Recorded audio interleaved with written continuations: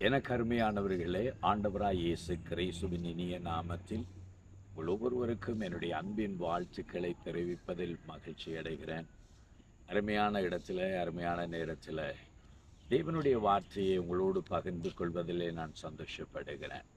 நம்முடைய ஆண்டவராகிய தேவன் நமக்கு ஒரு தகப்பனாக, ஒரு தலைவனாக, நல்ல மெய்ப்பனாக இருந்து அவர் எங்களை ஒவ்வொரு நாளும் பாதுகாத்து பராமரித்து எங்களை போஷித்து உடுத்துவித்து வருகிற தேவனுக்கு நான் கோடி கோடி நன்றி செலுத்துகிறேன். ஏசாயாவின் புஸ்தகம் 58வது அதிகாரம் 11வது வசனம் இப்படி சொல்லுகிறது, கர்த்தர் உன்னை நிச்சயமும் நடத்தி என்று பார்க்கிறோம். நம்முடைய ஆண்டவர் நம்மை நிச்சயமும் நடத்துகிற தேவன்.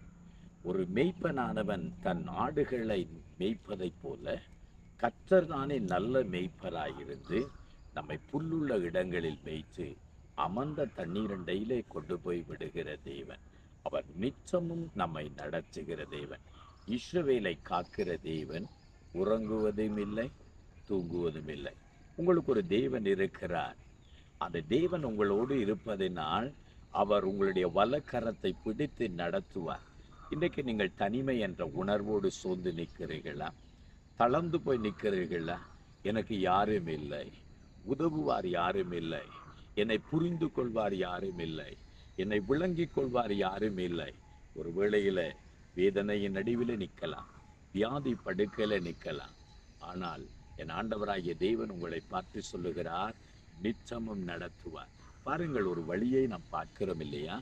இவ்வண்ணமாகவே தேவன் உங்கள் வழிகளில் எல்லாம் கூட இருந்து அவர் உங்களை நடத்தி செல்ல வல்லவராயிருக்கிறார்.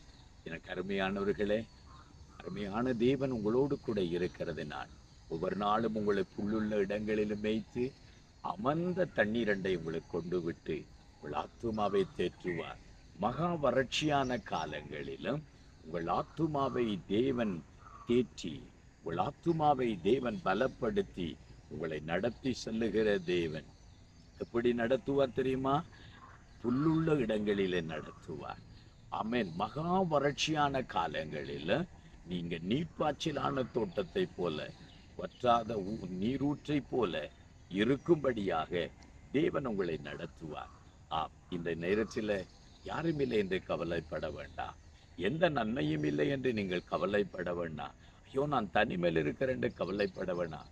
இன்றைக்கும் கர்த்தர் உங்களை நிச்சயமும் நடத்துகிற தேவன். இன்றைக்கு நடத்துவார். ஜெபம் பண்ணுவோமா? எங்களை நேசிக்கிற எங்கள் அருமை ஆண்டவரே, உங்களுடைய பிள்ளைகளை இன்றைக்கு நடத்துங்க.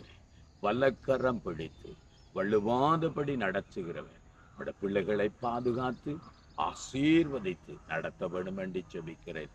நல்ல பிதாவே, ஆமென், ஆமென். இன்றைக்கு உங்களை நடத்துவார். ஆமென். God bless you.